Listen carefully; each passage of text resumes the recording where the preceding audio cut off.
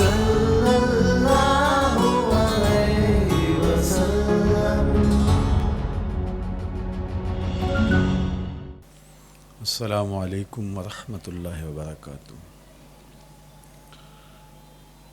الحمد للہ رب العالمین والصلاة والسلام علی اشرف الانبیاء والمرسلین وعلی آلہ واصحابہ اجمعین۔ قال اللہ تعالی وتبارک فی القرآن المجید والفرقان الحمید فی شان حبیبہ مخبرا وعامرا ان اللہ وملائکتہ یصلون علی النبی یا ایہا الذین آمنوا صلوا علیہ وسلموا تسلیما۔ اللہم صلی علی سیدنا و مولانا محمد معدن الجود والکرم صلاۃ و سلاما علیک یا سیدی یا رسول اللہ وعلی آلک و اصحابک یا حبیب اللہ۔ تمام حمد و ثنا، تعریف و توصیف اللہ جل مجدہ الکریم کی ذات بابرکات کے لیے، جو خالق کائنات بھی ہے اور مالک شش جہات بھی۔ اللہ جل وعلا کی حمد و ثنا کے بعد رسول رحمت، شفیع معظم، نبی محتشم، حضور ختمی المرتبت صلی اللہ علیہ وآلہ وسلم کے حضور ناز میں اپنی عقیدتوں، ارادتوں اور محبتوں کا خراج پیش کرنے کے بعد واجب الاحترام، ذوی الاحتشام، عالی مرتبت، محتشم سامعین، سامعات، السلام علیکم ورحمۃ اللہ وبرکاتہ۔ موسم رحمت، ربیع الاول کی بہاریں جلوہ ساماں ہیں، اور میں اور آپ حضور کے تذکار حسن کی خوشبو لینے موجود ہیں۔ آقا کریم علیہ السلام کے جمال جہاں آرا کی تابانیاں اور جلوہ سامانیاں ہمارے ذوق کی تسکین، قلب کا قرار، روح کی ٹھنڈک، ایمان کی تازگی،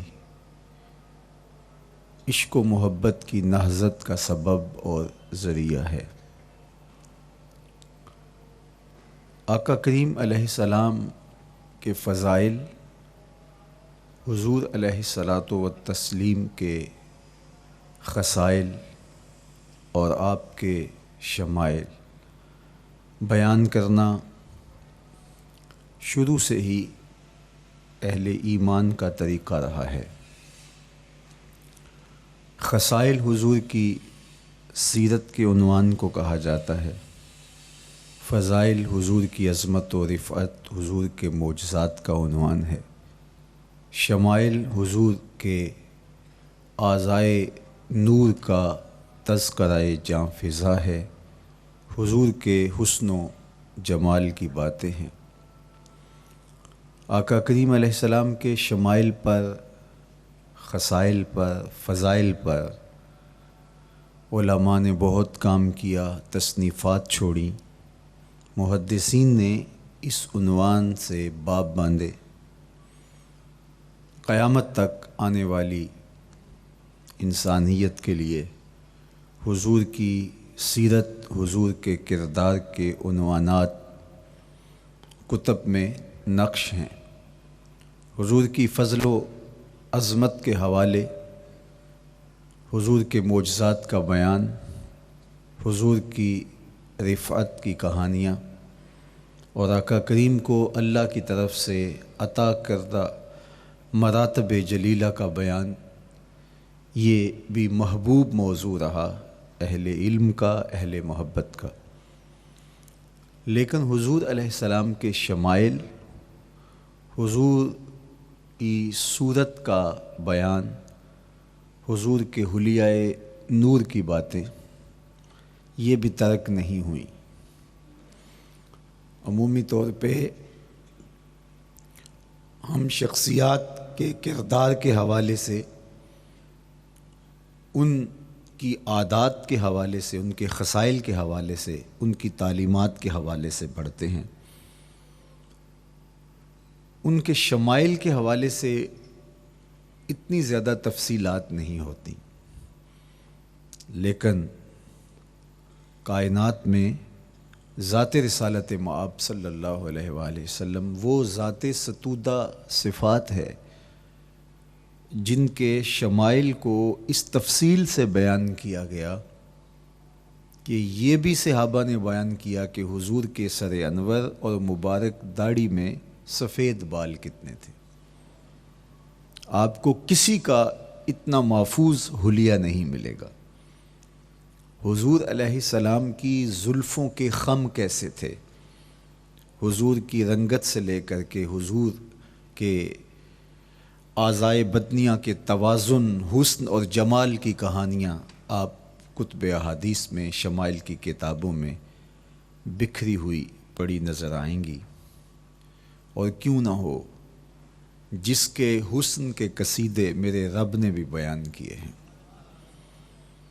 کبھی حضور کے چہرہ نور کا ذکر کرتے ہوئے والضحیٰ واللیل اذا سجا، کبھی حضور علیہ السلام کی مبارک زلفوں کا تذکرہ کرتے ہوئے حامیم، کبھی آقا کریم علیہ السلام کے مبارک ہاتھوں کا، کبھی دیگر اعضائے بدنیہ کا ذکر قرآن نے کیا۔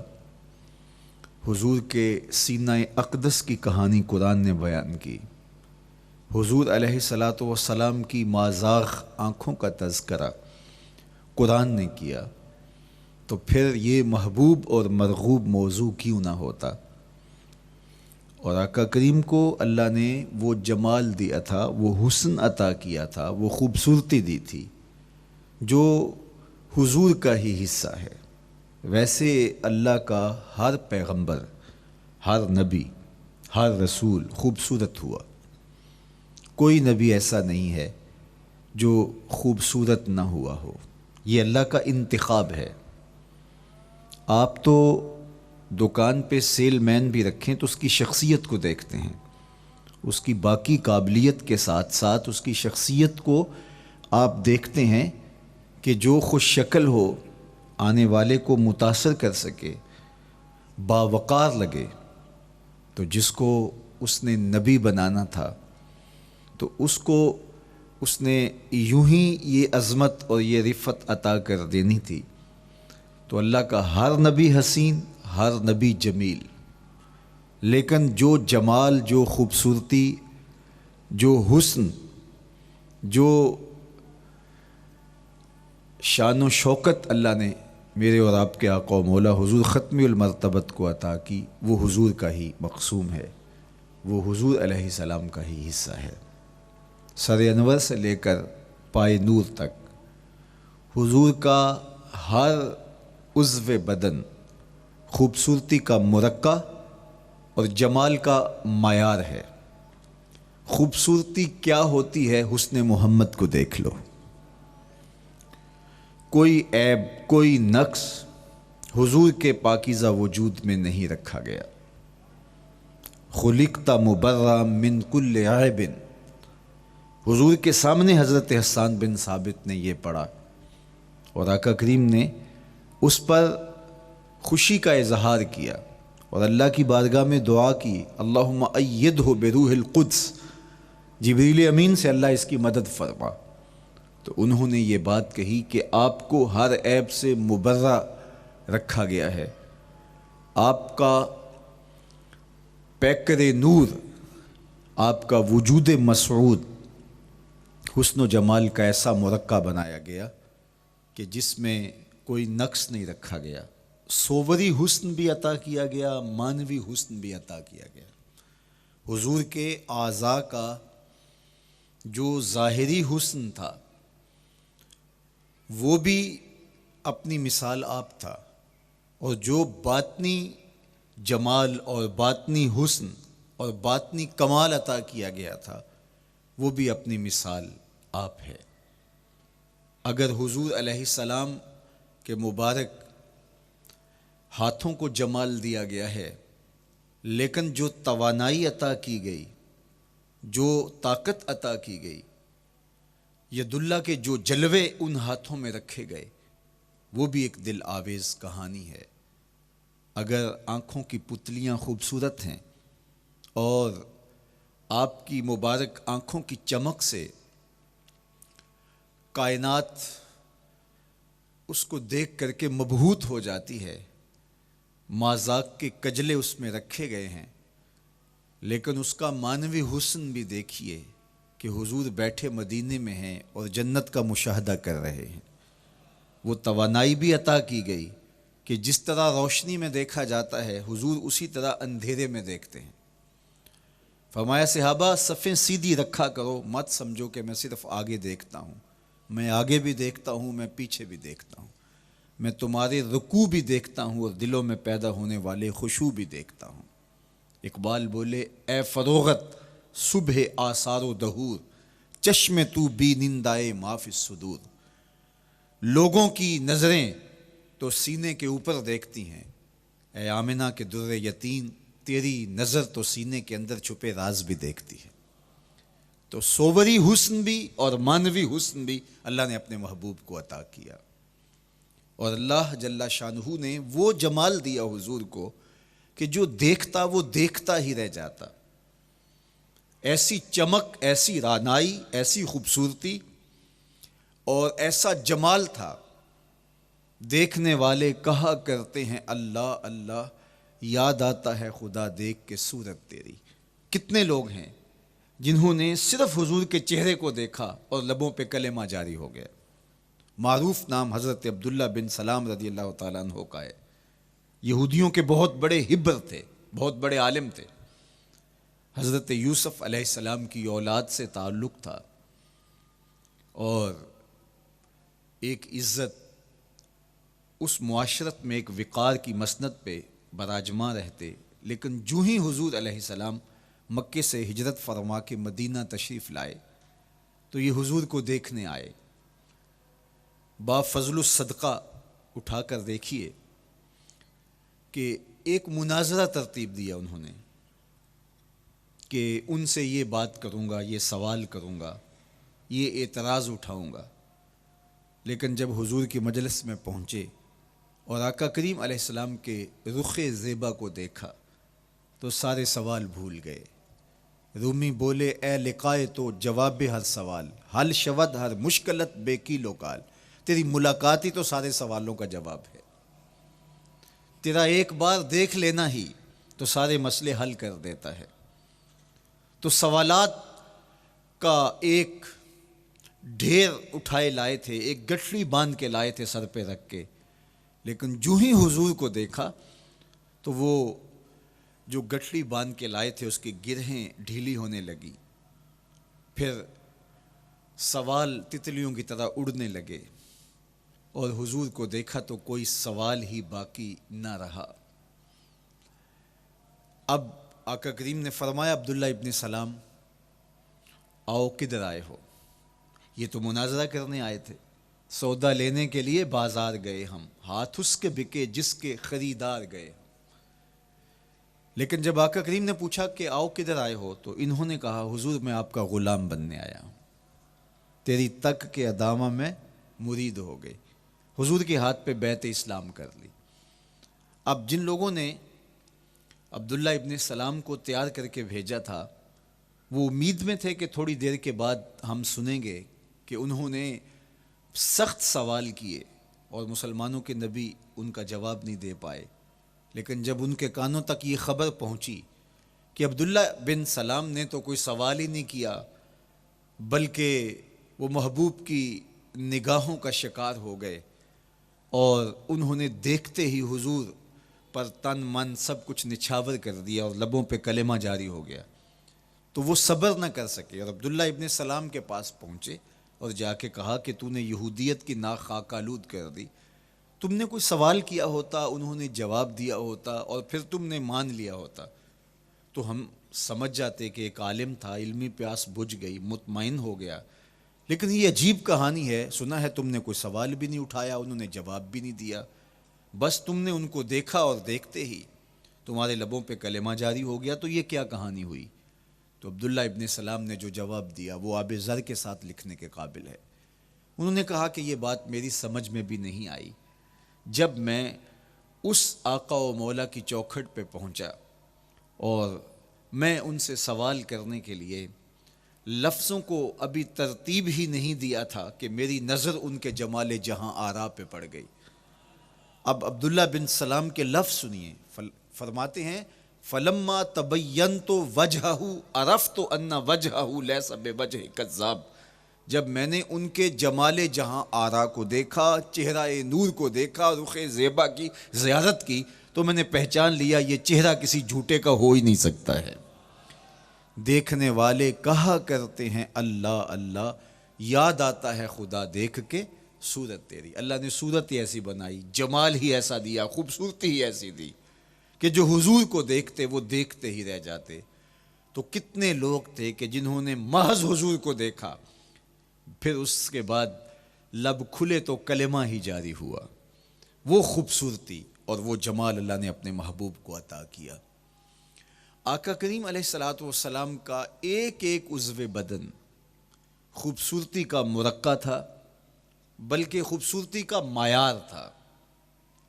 حسن کیا ہوتا ہے، حسن کا معیار کیا ہوتا ہے، جمال کسے کہتے ہیں، خوبصورتی کی تعریف کیا ہے، اعضائے محمد صلی اللہ علیہ وآلہ وسلم کا توازن دیکھ لو، تمہیں پتہ چلے گا کہ حسن کسے کہتے ہیں۔ آج کی اس نشست میں ہم حضور علیہ السلام کے مبارک قدمین نور کا حسن اور حضور کے قدموں کا جمال آپ کے سامنے رکھنا چاہیں گے۔ حضور علیہ السلام کو اللہ تعالیٰ جل شانہ نے جو حسن بخشا، جو جمال دیا، جو خوبصورتی دی، وہ حضور کے مبارک قدموں سے اس کا انداز کیجئے کہ جس کے قدم اتنے سونے ہیں اس کا چہرہ کتنا سونا ہوگا۔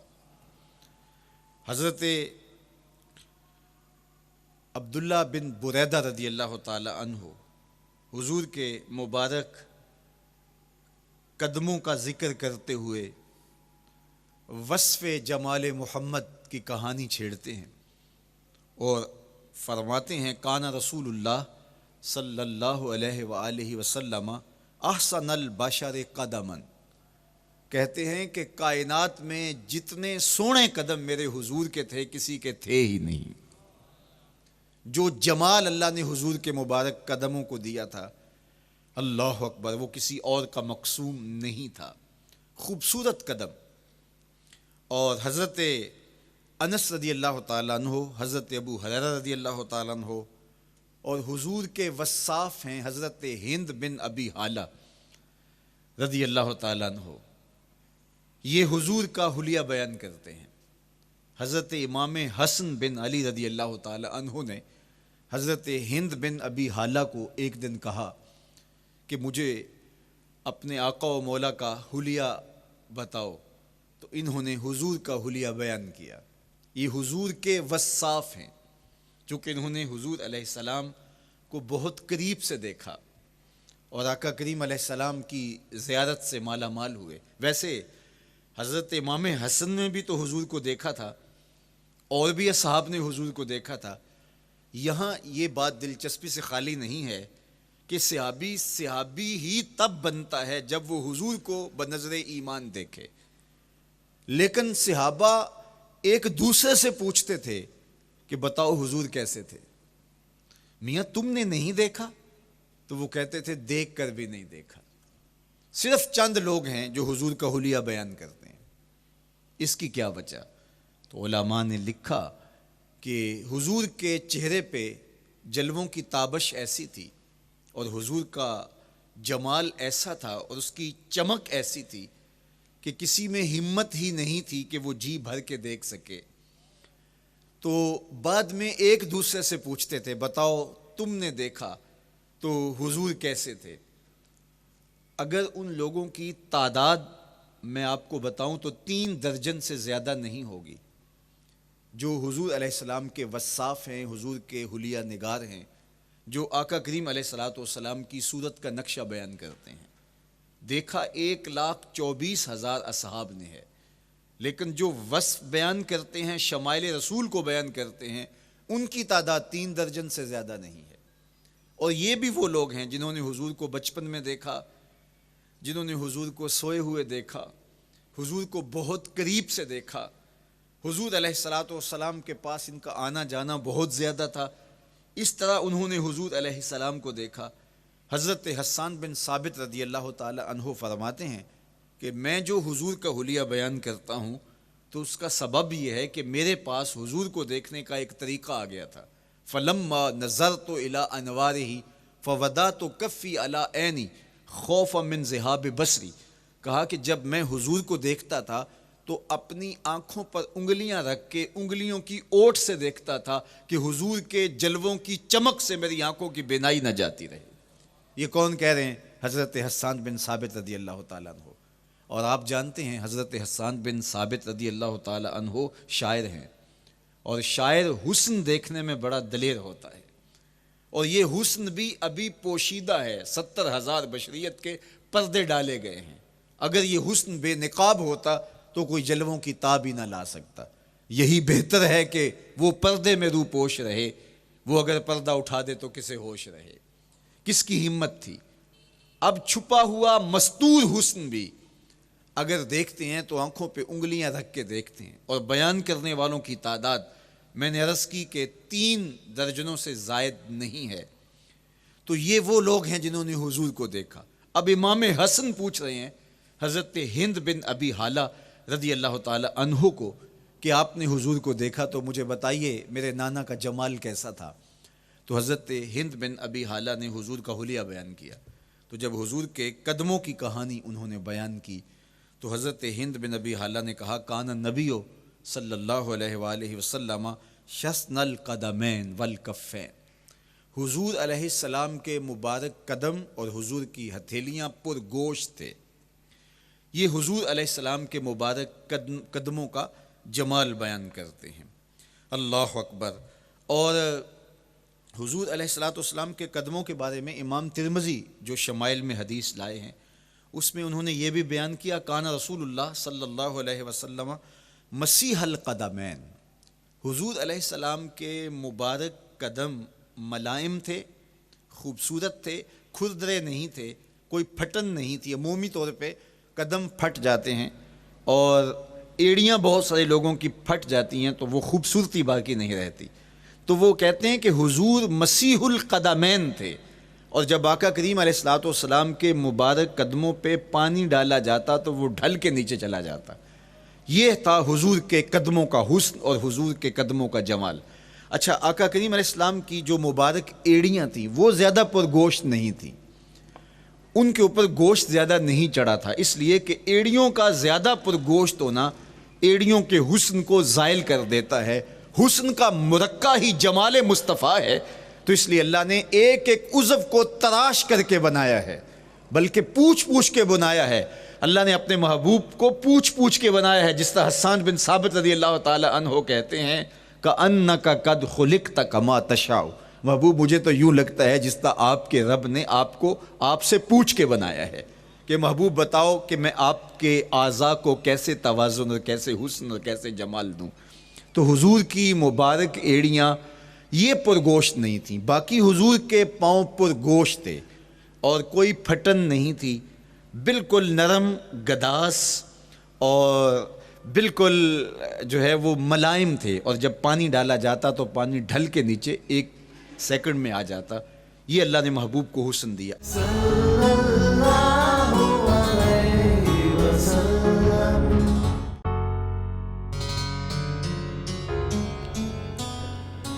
صلی اللہ علیہ وسلم، صلی اللہ علیہ وسلم۔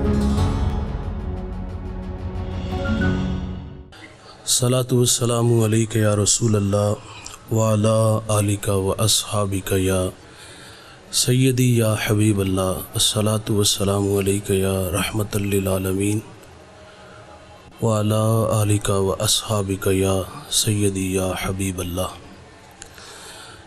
تمام تعریف و توصیف، حمد و ثنا اللہ جل مجدہ الکریم کی ذات بابرکات کے لیے جو تمام جہانوں کا پالنے والا ہے، اللہ رب العزت کی حمد و ثنا کے بعد حضور تاجدار مدینہ، تاجدار انبیاء، معصوم آمنہ احمد مجتبیٰ حضرت محمد مصطفیٰ صلی اللہ علیہ وسلم کے حضور ناز میں عقیدتوں، ارادتوں اور نیاز مندیوں کا خراج پیش کرنے کے بعد انتہائی تکریم کے لائق جلوہ فراز مقتدر سامعین، السلام علیکم ورحمۃ اللہ۔ چند باتیں آپ کے گوش گزار کر کے گفتگو سمیٹ لوں گا۔ دعا ہے اللہ حق بیان کرنے کی توفیق عطا فرمائے، قابل عمل باتوں پر ہم سب کو عمل کر کے زندگی کی راہوں کو درست کرنے کی توفیق عطا فرمائے۔ ساگر صدیقی بارگاہ خیر الانام میں ہدیہ عقیدت پیش کرتا ہے۔ بزم کونین سجانے کے لیے آپ آئے، شمع توحید جلانے کے لیے آپ آئے، ایک پیغام جو ہر دل میں اجالا کر دے، ساری دنیا کو سنانے کے لیے آپ آئے، ایک مدت سے بھٹکتے ہوئے منزل کی طرف دور تک راہ دکھانے کے لیے آپ آئے، ناخدا بن کے ابلتے ہوئے طوفانوں میں کشتیاں پار لگانے کے لیے آپ آئے۔ آپ آئے تو ہر طرف اجالے انوار کرم کی برکھا برسی تھی۔ حاضرین مجلس، حضور کی آمد سے پہلے کے ہم حالات پڑھتے ہیں۔ حضور کی جلوہ گری سے پہلے یہ جہاں نہیں تھا، پوری دنیا میں اندھیرے تھے۔ وہ کیا سید سلیم گیلانی نے کہا تھا کہ زیست یخ بستہ تھی تاریک نہا خانوں میں، ایک کرن پھوٹی اجالا ہوا ایوانوں میں، زہر آلود فضائیں تھی نمو سے یاری، آپ آئے تو بہار آ گئی ویرانوں میں، کس نے اللہ سے ٹوٹا ہوا رشتہ جوڑا، ان سا محسن نہ فرشتوں میں نہ انسانوں میں۔ دوستو، یہ اللہ کا احسان ہوا، اللہ نے ہمیں وہ نبی عطا کیا جس کے لیے نبیوں نے بھی دعائیں کی ہیں۔ ابراہیم علیہ السلام کعبے کی دیواروں کو کھڑا کر کے کہتے ہیں، ربنا وبعث فیہم رسولا، دیکھ اللہ تیرا بابرکت گھر تعمیر ہو گیا، اب تو اس پیارے رسول کو بیچ دے۔ کتنے لوگ حضور کی راہوں میں کھڑے ہیں۔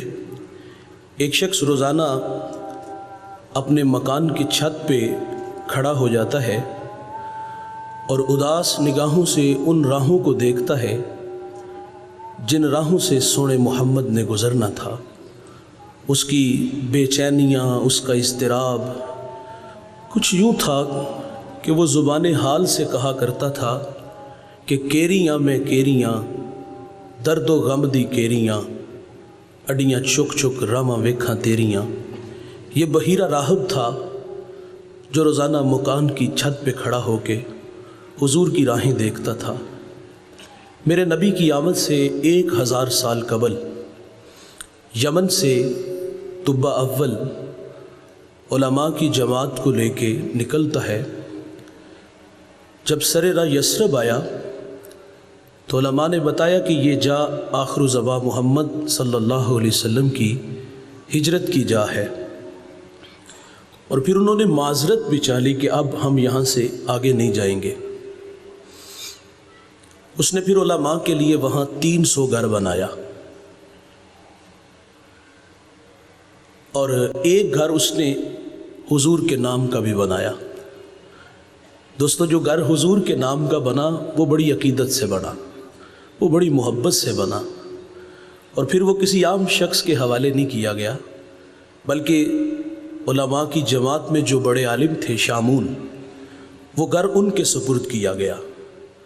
اور پھر احساس ذمہ داریاں طبہ کو کھینچ کے واپس یمن لے جاتی ہیں۔ گزرتے حضور کے نام ایک خط لکھا، اور اس خط کی تحریر بڑی میٹھی تھی کہ میں طبہ اول آپ پر ایمان لاتا ہوں، آپ پر اترنے والی کتاب کی تصدیق کرتا ہوں۔ حضور میں آپ کا سب سے پہلا امتی ہوں، اور مجھے بروز حشر اپنے غلاموں میں شمار فرمائیے گا۔ خط لکھا، شامون کو دیا، اور اتنا کہہ کے گزر گیا کہ میرے پہ ایک مہربانی کرنا کہ اگر حضور میری زندگی میں تشریف لے آئیں تو مجھے ان کے آنے کی خبر دینا، اور اگر وہ میری زندگی میں تشریف نہ لا سکے تو یہ خط سنبھال لو، اس کو آگے نسلوں میں منتقل کر دینا۔ طبہ چلا گیا۔ اس شاخ کی بستی حضور کی راہوں میں ڈیرے جما کے بیٹھ جاتی ہے۔ طبہ روزانہ وہ راہیں تکتا، کہیں سے کوئی سندیسہ، ہوا کا کوئی جھونکا میرے نام پیغام محبت لے آئے، اور میں خود کو کھینچ کے در حبیب تک لے چلوں۔ یاد رسول میں، ہجر رسول میں تڑپ تڑپ کے طبہ جان دے دیتا ہے۔ اس شاخ کی بستی حضور کی راہوں میں پل کے بچھائی بیٹھی ہے۔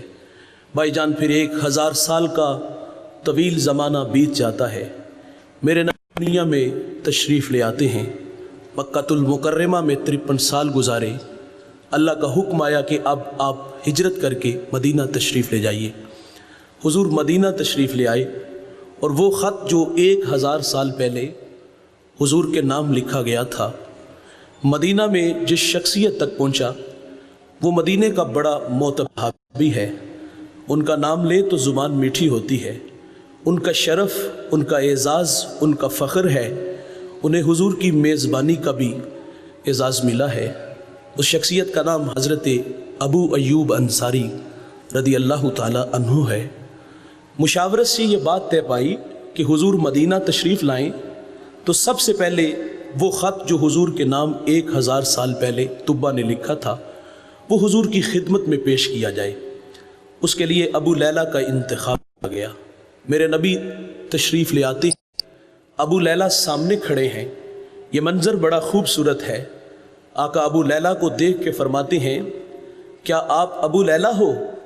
قال نعم، جی میں ابو لیلہ ہوں، لیکن یہ تو بتائیں کہ آپ کو کس نے بتایا؟ فرمایا، جس اللہ نے مجھے نبی بنایا۔ پھر میرے محبوب وہ محبت کی کہانی چھیڑتے ہیں کہ میری راہوں میں ایک دیوانہ میرے نام پیار چھوڑ گیا تھا، تو رسول اللہ فرماتے مجھے طبہ کا خط دے دو۔ بھائی جان، طبہ بھی حضور کی راہوں میں ہے، بحیرہ راہب بھی حضور کی راہوں میں ہے، اس شاخ کی بستی بھی حضور کی راہوں میں ہے۔ میں ایک شخص کا تذکرہ کرنے لگا ہوں، میرا ایمان ہے کہ آپ کے کلیجے ٹھر جائیں گے۔ اس جوان کا تعلق ایران کے مشہور شہر اصفہان سے ہے۔ جس گھر میں اس بچے نے جنم لیا وہ سرداری بھی اس شہر کی خاندان کے پاس تھی۔ اس کا والد مجوسی تھا، اور اس جوان کا نام سلمان ہے۔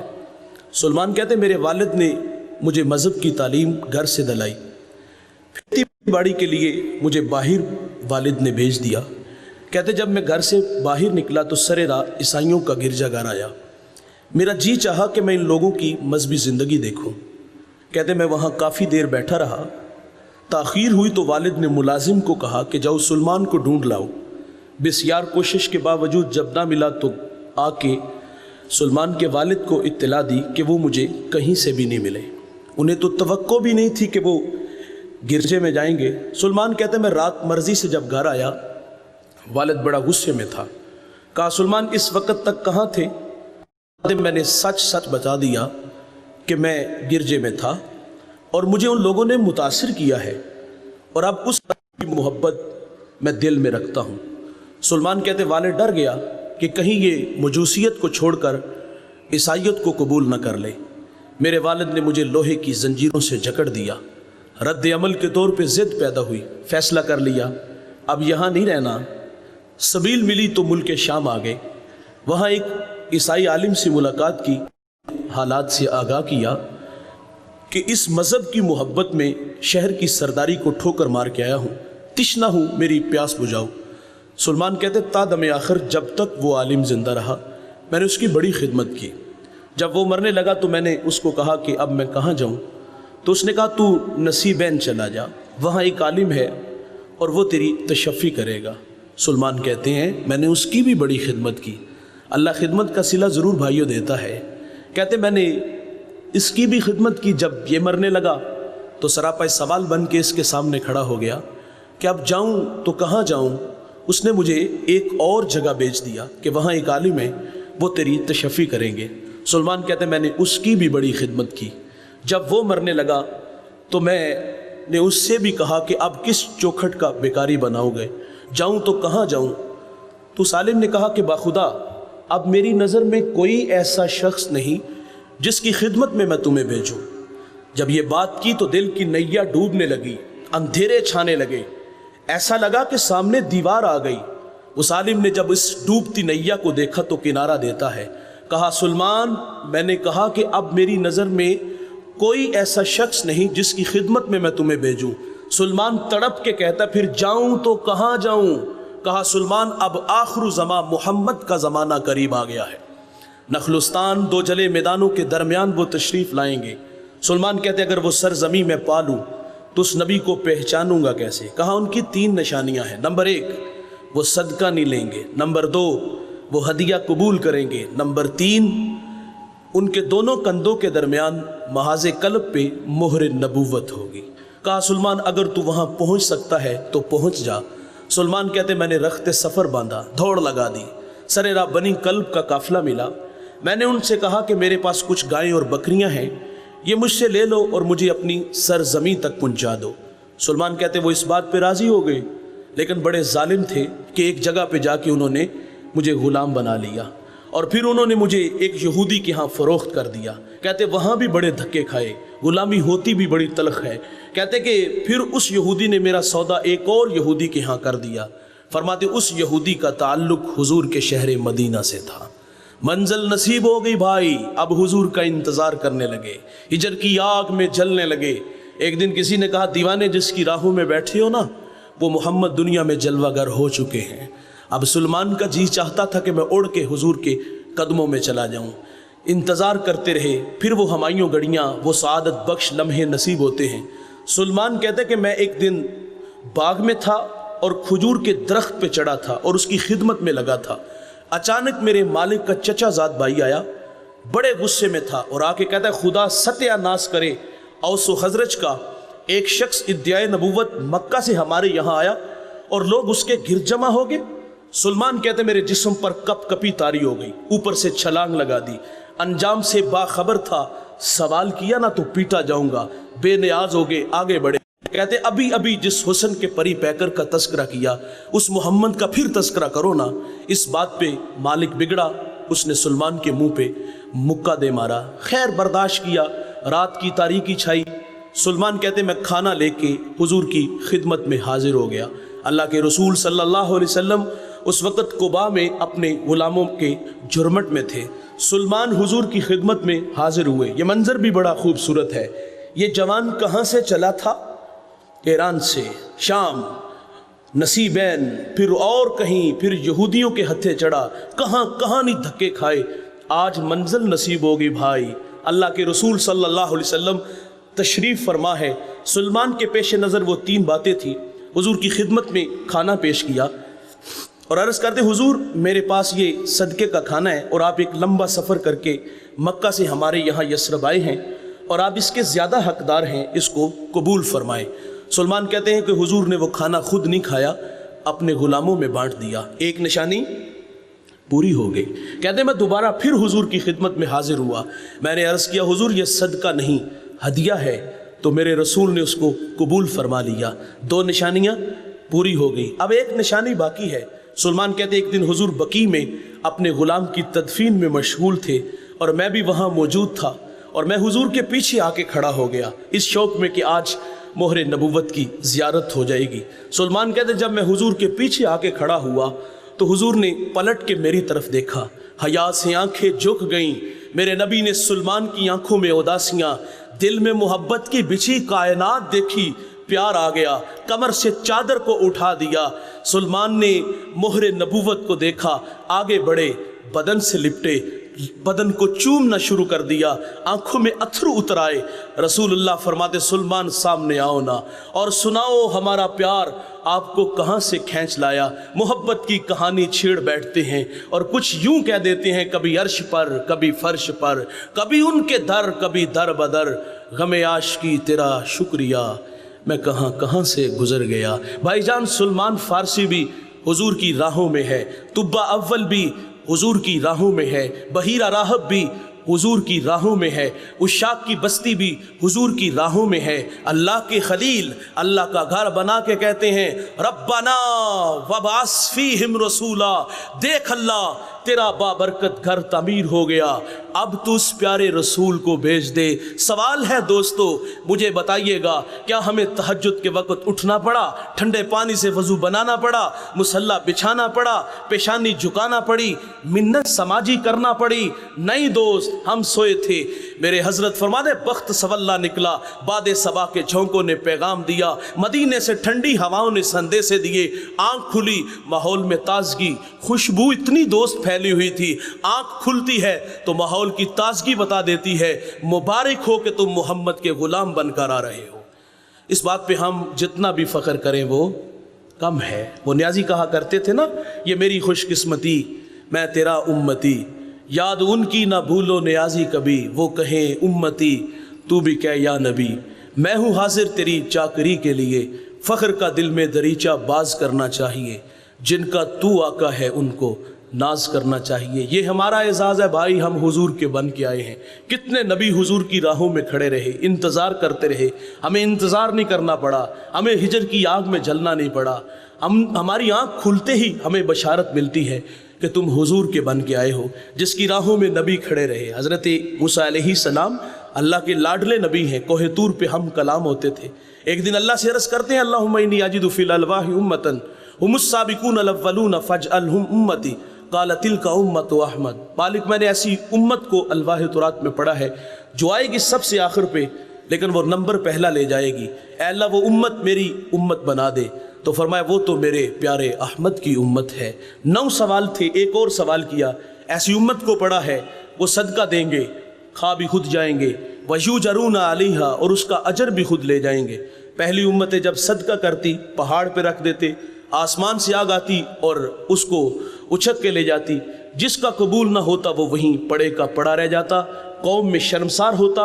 कितना बदनसीब है कि इसके सदके को अल्लाह ने कबूल ही नहीं किया। भाईजान, हमारा माल हलाल का है या हराम का, हमने जायज़ तरीके से कमाया या नाजायज़ तरीके से, लोगों की हड्डियां तोड़ी या खून निचोड़ा, जैसे भी कमाया ये हमें पता है, कबूल वही होगा जो रिज़्क़ हलाल होगा।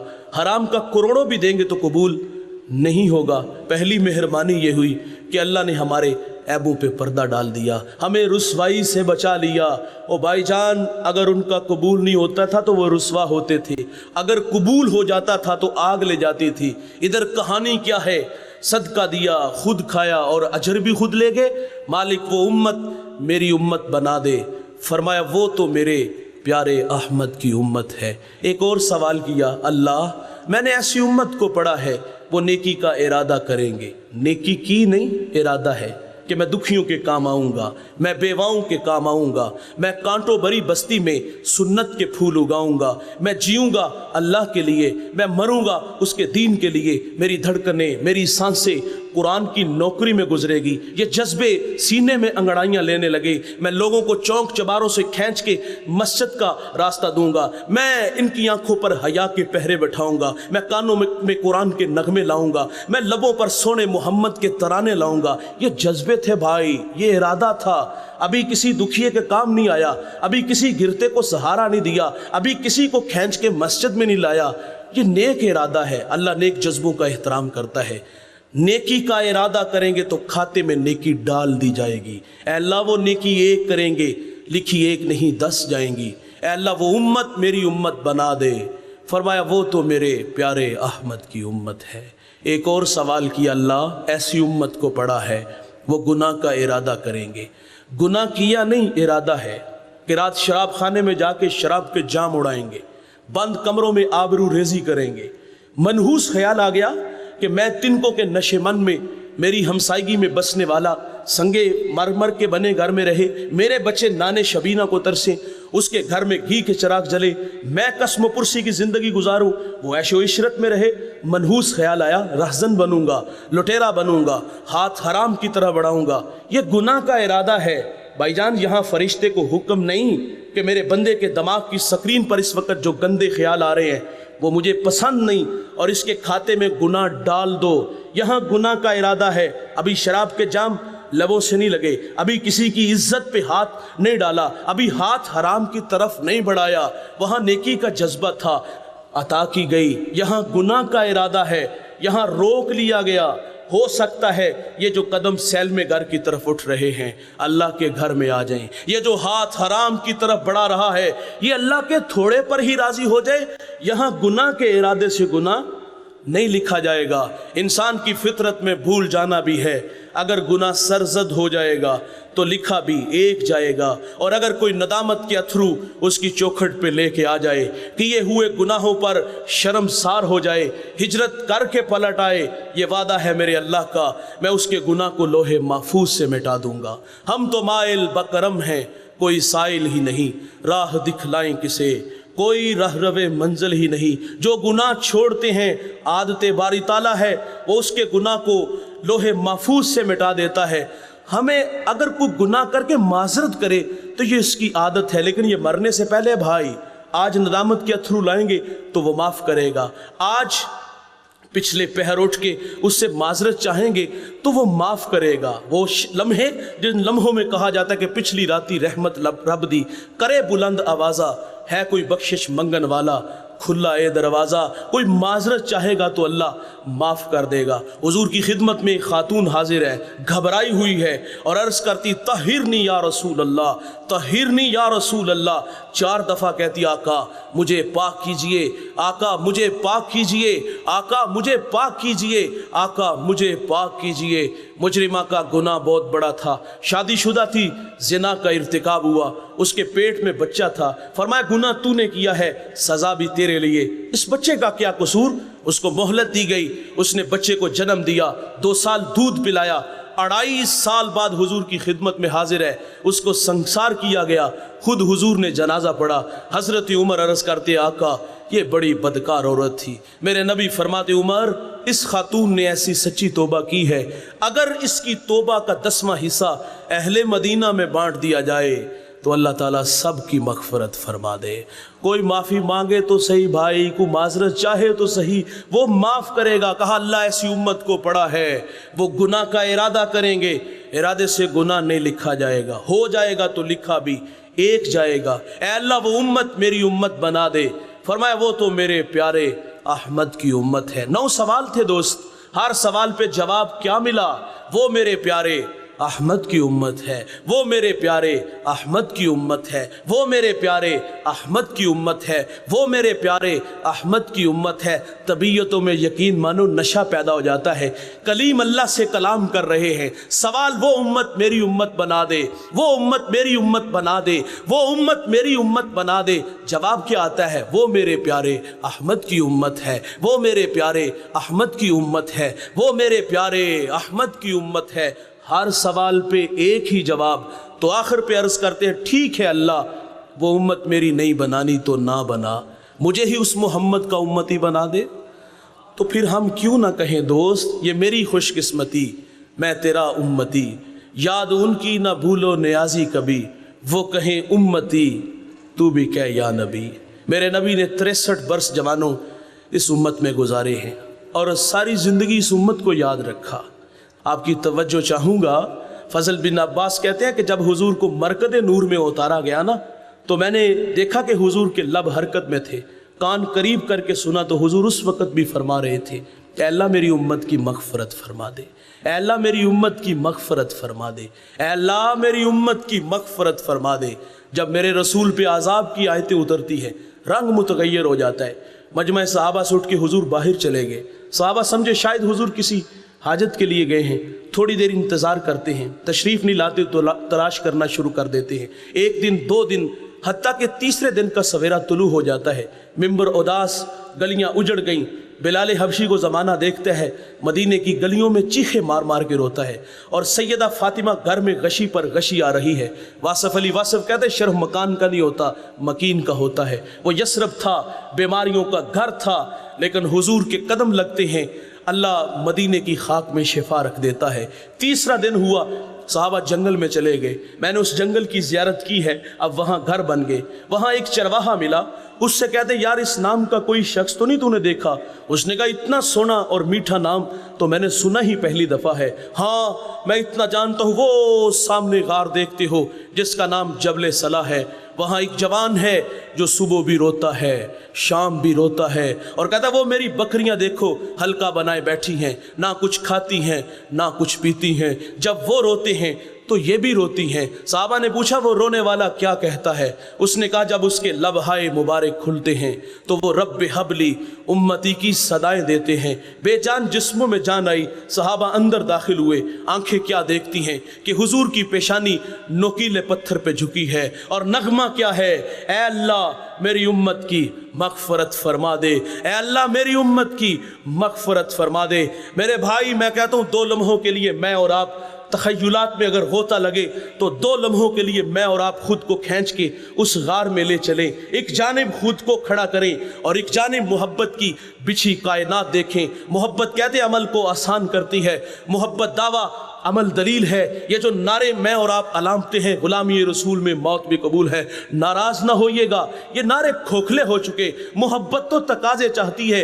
हुजूर रो रो के मेरे और आपके लिए दुआएं मांगते हैं। ओ भाई कभी मैं और आप अपना अपना किरदार देखें, खुद में डूब करके खुद को झांक करके देखें हम कहाँ खड़े हैं। मेरी 36 साल उम्र बीत गई, किसी की 25, किसी की 50 गुजर गए। माजी के औरात पलटो और पलट के देखो कि कहाँ जिंदगी के वो कीमती अय्याम गुजारे, चौक चुबारों के राही थे, फट्टों की जीनत थी जवानी, या कहाँ जिंदगी अल्लाह की राहों में हमने गुजारी। तो यकीन मानो अगर पलट के देखते हैं तो हमें अंधेरों के अलावा कुछ भी नज़र नहीं आता। अगर जवानों के अखलाक देखते हैं तो खोखले नज़र आते हैं। इनके अखलाक खोखले, फसाद के खोखले दाने पे खड़े हैं। जवान चलता अकड़ अकड़ के, बोलता बिगड़ बिगड़ के, मस्ती ही मस्ती, नशा ही नशा, ये हमारे तेवर हैं। 5 वक्त अल्लाह का मुनादी हय्या अल सलाह की सदाएं देता है, कान पे जू तक नहीं रेंगती, वाइज नसीहत करता है, गफलत की पट्टी नहीं उतारते। हम किसी को आखिरत की बात सुनाए तो लोग लड़ते हैं, झगड़ते हैं। वो कहते हैं मौलवी अपनी तकरीर अपने पास रख, शबाब हमेशा रहेगा, उम्र के साए नहीं डलेंगे, मौत की हिचकियां नहीं लगेंगी, खुदा की कचहरी में पेशी नहीं होगी। ओ भाई कभी आसमान की छाती पे चमकता चांद देखा है?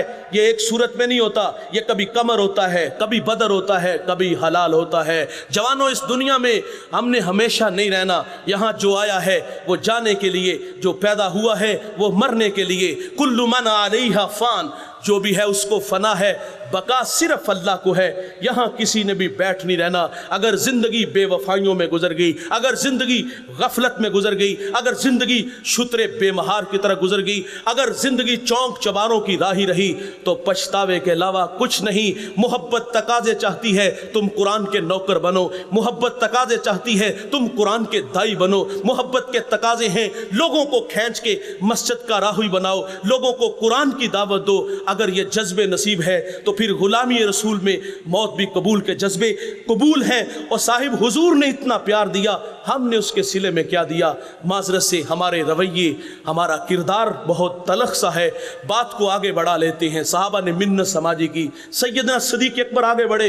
हुजूर 3 दिन आपकी जुदाइयों में गुजार दिए। मदीना उदास है, बिलाल हबशी मदीने की गलियों में तड़पता है। अल्लाह के रसूल फरमाते हैं मुझे उम्मत की मोहब्बत रुला रही है, और फरमाया उतनी देर तक सजदे से सर नहीं उठाऊंगा जितनी देर तक अल्लाह मुझे राजी नहीं कर देता।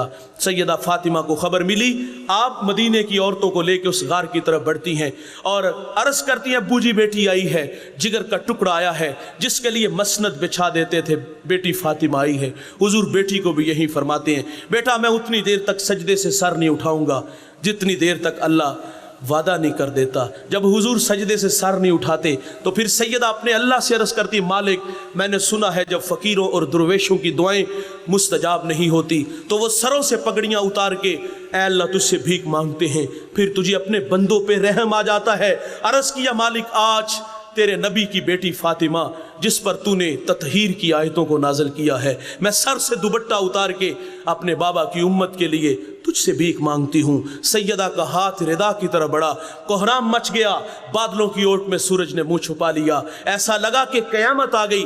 رومی کہتے پھر ایک صدا اٹھی، پس ندا آمد ز یزدہ کائے رسول، من دعائے فاطمہ کردم قبول، گر طلب کر دی زمین و آسماں، جملہ بخش دے مش در یک سما۔ فرما جبریل دیر نہ کرو جلدی جاؤ، میرے نبی سے کہو کہ سجدے سے سر اٹھا لے، ہم نے فاطمہ کی دعا قبول کر لی ہے، جیسے آپ کہو گے ہم امت سے ویسے ہی معاملہ فرما دیں گے۔ محبت تقاضے چاہتی ہے بھائی، آئیے ہم عمل کی راہوں پہ خود کو تھکا دینے کے جذبے لے کر کے نکلیں۔ یہ اعزاز، یہ شرف، یہ فخر ہمارا ہے دوست کہ ہم حضور کے ہیں، حضور ہمارے ہیں۔ بھائی جان جس قدر اعزاز بڑے ہوں اس قدر تقاضے بھی بڑھ جاتے ہیں۔ آئیے ان تقاضوں کو میں اور آپ پیش نظر رکھ کے زندگی کے شب و روز گزاریں۔ اللہ تعالیٰ سے دعا ہے کہ اللہ مجھے آپ کو حضور کی لازوال محبت سے مالا مال فرمائے۔ آخر پہ میں عرض کر دوں کہ قبلہ آج ہمارے درمیان تشریف فرما نہیں، آپ کسی ضروری کام کی غرض سے شہر سے باہر ہیں، تو حضرت انشاءاللہ کل خود ہمارے درمیان تشریف فرما ہوں گے۔ اور کل میرے ایوان کا ایک بہت بڑا نام جو علماء اور عوام میں بڑے مقبول ہیں اور صف اول کے لوگوں میں ان کا شمار ہے، بہت اچھا پڑھتے ہیں، اللہ ان کے سوز و گداز میں مزید برکتیں دے۔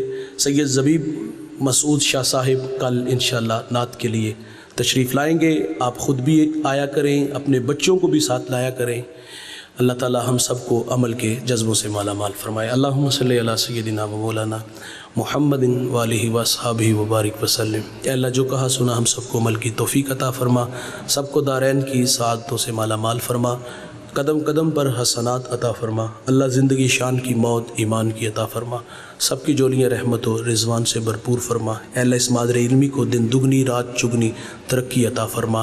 یہاں پڑھنے والے تلامذہ، پڑھانے والے اساتذہ، اے اللہ ان کی محنت جستجو اپنی بارگاہ میں قبول فرما۔ عمل کی راہوں پہ خود کو تھکا دینے کے اللہ جذبے عطا فرما۔ میرے قبلہ کو صحت والی لمبی زندگی عطا فرما۔ تیری راہوں کے راہی ہیں اللہ، ان کی حفاظت فرما۔ اللہ ہمیں ان جیسے جذبے عطا فرما، ان جیسا خلوص عطا فرما صلی اللہ، اور حضرت کے بچوں کو، گھر والوں کو میرے مالک دنیا آخرت کی عزتوں سے مالا مال فرما۔ اے اللہ ان کی حفاظت فرما۔ صلی اللہ تعالیٰ علی النبی الامین وآلہ وصحبہ اجمعین برحمتہ۔